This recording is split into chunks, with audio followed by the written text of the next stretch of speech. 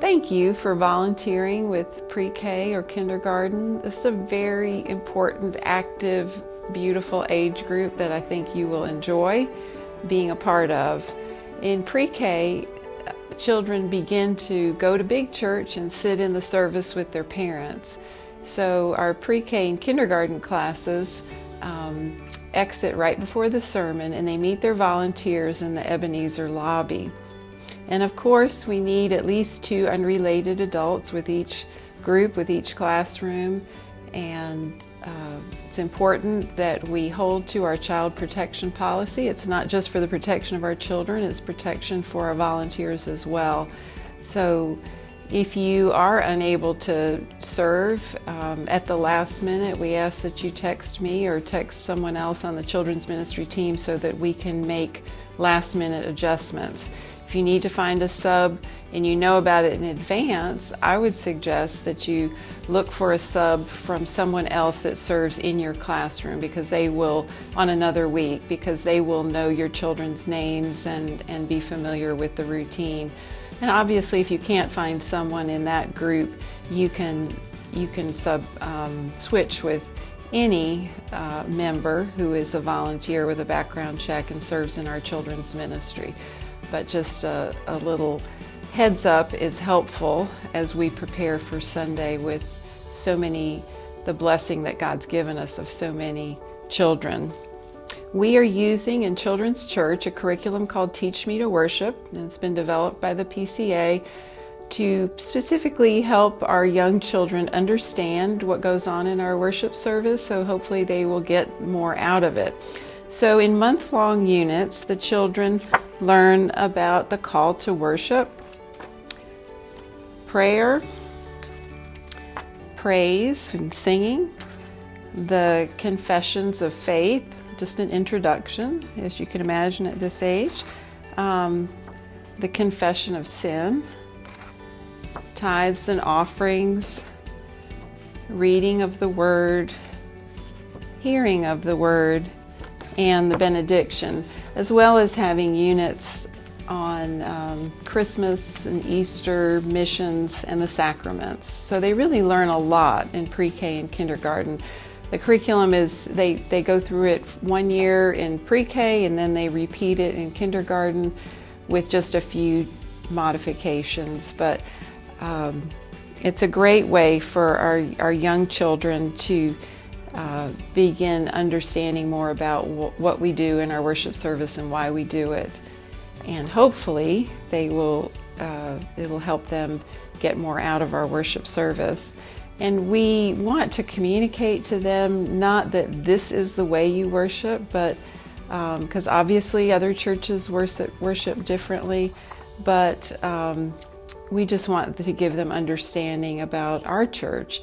And we want to also communicate an excitement about worship and the privilege it is. And that should be our overarching goal with this curriculum, is to communicate to the children what a privilege it is to come together each week and to offer our worship to the Lord.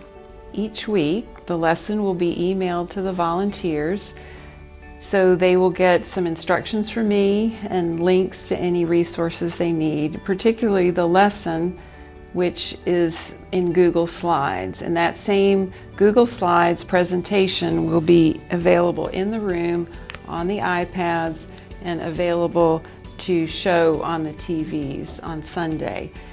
One of the benefits of using Google Slides is that we're able to put music in there and help the children when we go to learning the hymn of the month. Each unit has a song or a hymn that they learn, and so the music is there for you to use.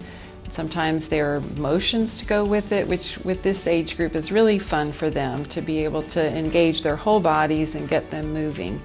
And along this lines, I would encourage you to keep the lesson moving. Don't let it drag. If you sense that it's starting to drag, just go on to the next slide, because this age has a short attention span and you want to keep things moving because you don't want them to get bored.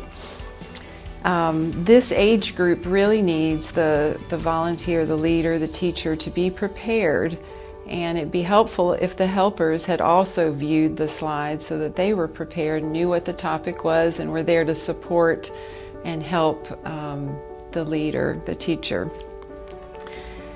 It's also important for our volunteers to require certain minimum standards of behavior, and they will be listed in the classroom. There's a behavior chart. Now, these children are pre-readers, so that behavior chart is really for the volunteers to refer to what's acceptable and what's not acceptable and what to reinforce. And so when you come into the classroom and the children get arranged on their semicircle of chairs, it's always a good idea to briefly review those rules so the children know what's expected and that there's some consistency from week to week, because most of our volunteers only serve once a week, and so they're seeing you maybe once a month and they're seeing a different person each week, and so having that consistency is really important. We want the children to have some freedom to be children, but not have the freedom to disrupt the classroom and derail it.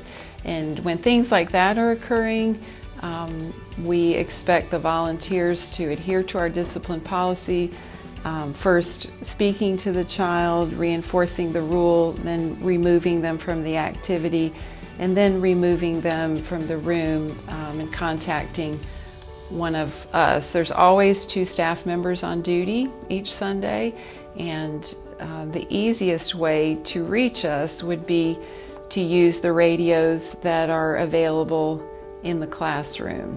They should be on. If they're not on, you just turn them on, and they should be on the right channel, and you just press the button and talk, and you can reach hopefully someone in the lobby that can come and help you if you need help.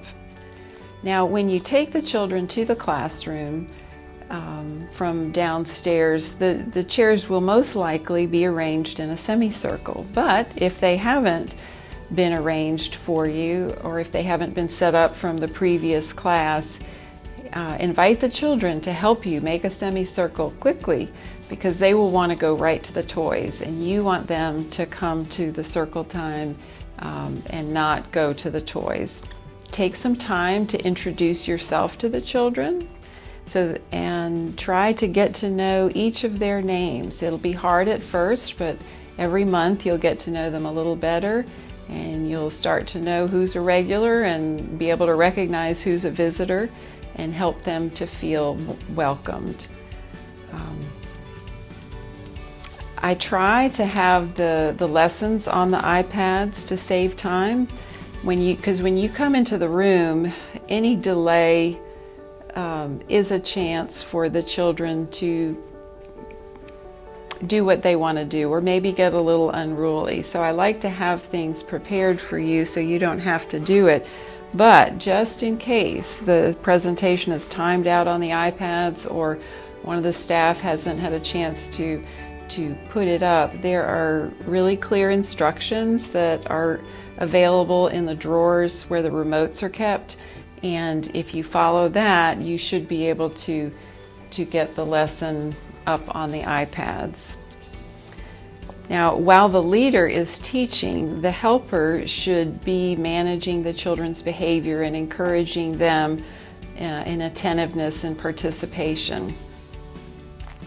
There is a coloring sheet for the end of the time in children's church, and so they can be setting those out on the tables and getting the crayons out when it seems to be getting to the end of the teaching time. And the time at the tables is a really good time to interact with the children, to talk to them, to reinforce what you talked about in the lesson, to ask them questions. So really make sure that you use that time. Once they're finished with that, they are free to play with any of the toys in the classroom or read books and until their parents pick them up. If this is the early service, then most of them will probably be remaining in the classroom, and their Sunday school teachers will be arriving. And once you may leave once there are 2 unrelated adults in the classroom to relieve you, so that we make sure that the children are safe and cared for and protected at all times.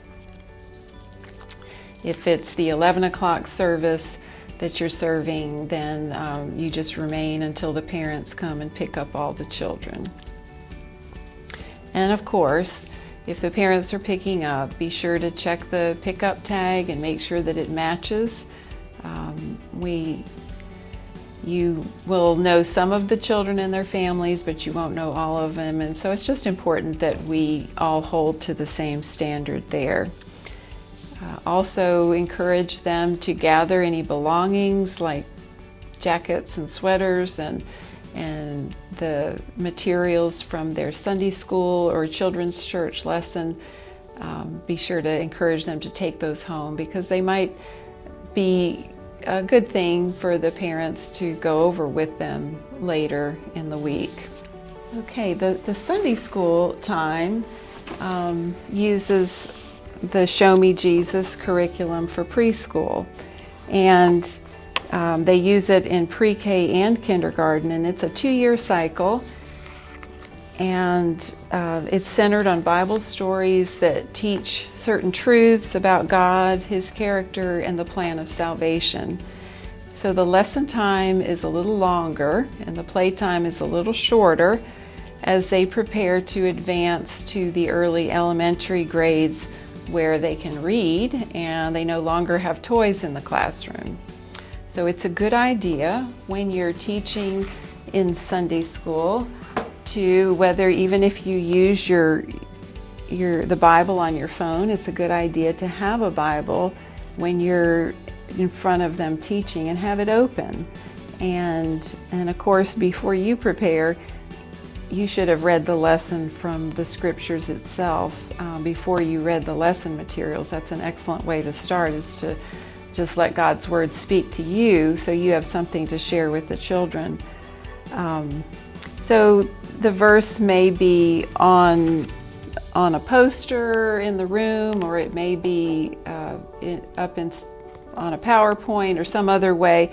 But I think children are concrete, and it's good for them to see you holding the Bible and reading from the Bible and knowing that this is God's Word that we're sharing and not our own words. There is music provided with the curriculum, and it's available on the iPads by just touching on the iTunes icon and looking for Show Me Jesus Preschool. It has all the songs that might be referred to in your curriculum if you want to use those. Now, a snack is not routinely given with this age group, but some teachers like to bring a snack to the class for special occasions.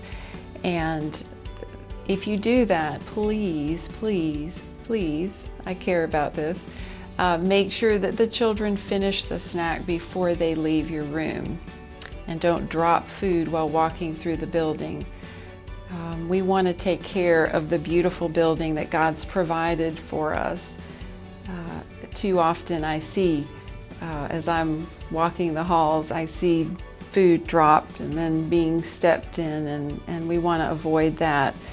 We can model taking care of the building for the children by cleaning up and requiring them to clean up too when appropriate. So we appreciate your help in that small matter. If you want to bring a snack for the children, you're free to do so, but we just would like it to be cleaned up properly. Thank you.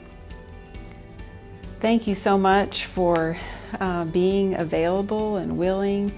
A couple last comments that I would think of would just be to, with this age group, to really give your expectations to them or any requests to them as much as possible in a positive tone. Thank you for being quiet, or thank you for not talking instead of be quiet, and that kind of thing is much more helpful. When try to greet them by name, give them a smile, as they leave and greet their parents, let them know how glad you are that they came, and that will set them up for success the following week as well. We thank you so much for serving the families in our church body. We could not do this without you.